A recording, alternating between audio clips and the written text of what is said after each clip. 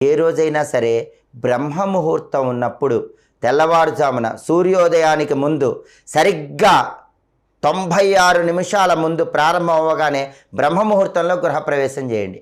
బ్రహ్మాండంగా ఆ ఇంట్లో మీకు అదృష్టం కలిసి వస్తుంది. అసలు బ్రహ్మ ముహూర్తంలో చదువుకున్న వాళ్ళు టాప్ ర్యాంకర్స్ అవుతారు.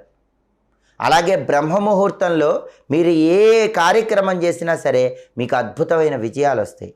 ఆ సమయంలో దేవతలు పితృదేవతలు కలిసి ఉంటారు. కాబట్టి దేవతలు పితృదేవతల అనుగ్రహం వల్ల అద్భుతమైన కార్యసిద్ధి ఏర్పడుతుంది. మీరేం చేయక్కర్లేదు.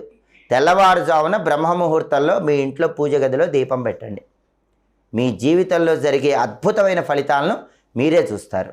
ఇంకా ఇలాంటి ఆసక్తికరమైన విశేషాంశాలు తెలుసుకోవాలనుకుంటే తెలుగు భక్తి ఛానల్ని తప్పకుండా సబ్స్క్రైబ్ చేసుకోండి.